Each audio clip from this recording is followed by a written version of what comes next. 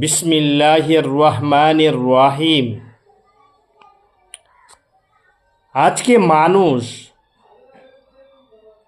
বড় বড় পাপের কারণে বড় বড় মারাত্মক ব্যাধিতে আক্রান্ত হচ্ছে। আর ঘাতক ব্যাধি এইডস ও এবোলা এখন অপ্রতিরোধ মরণ ব্যাধি। এইডসের প্রধান কারণ অবৈধ যৌনাচার। এছাড়া এসব কারণে এইডস হতে পারে। সেগুলো হচ্ছে পতিতালয়ে গমন করা, জীবন জানোয়ারের মতো জানোয়ারের সাথে যৌন মিলন করা, সমকামিতা করা ইত্যাদি।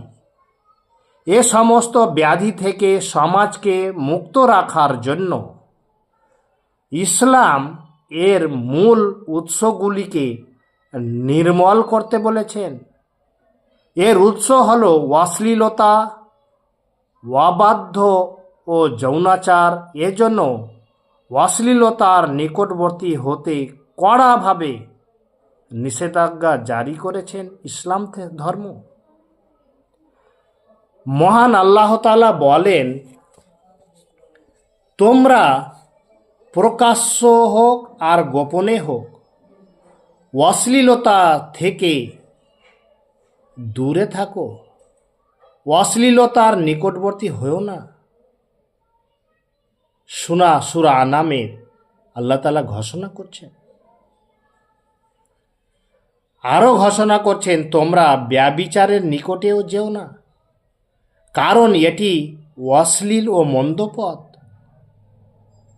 এরপরেও যদি কেউ বিবাহ বহির্ভূত যৌন সম্পর্ক রাখে তাহলে তার জন্য রয়েছে দণ্ডবিধি। বর্তমান যুব সমাজ অশ্লীলতার ভয়াল থাবায় আক্রান্ত হচ্ছে। শুধু তুচ্ছ কারণে তারা পরস্পরকে অশ্লীল ভাষায় গালিগালাজ করছে। টিভি, কম্পিউটার, মোবাইলের অশ্লীল সিনেমা ও অশ্লীল ছবি দেখছে। ঘরে বাইরে সব জায়গায় অশ্লীল গান বাজনা শুনছে।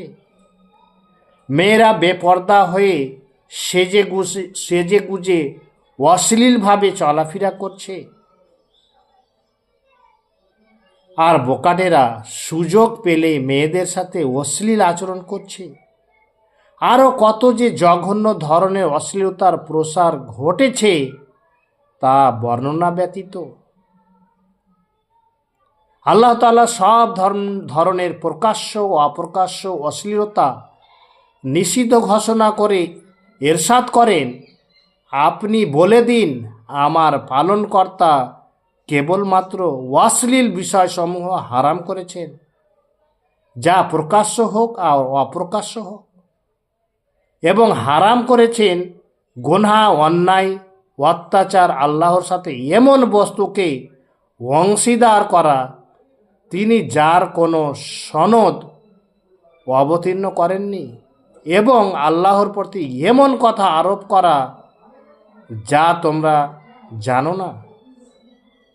যখন কোনো জাতি ওজন ও পরিমাণে কারচুপি করে তখন তাদের উপর নেমে আসে দুর্ভিক্ষ ও কঠিন বিপদ, মুসিবত ও শাসকের অত্যাচার।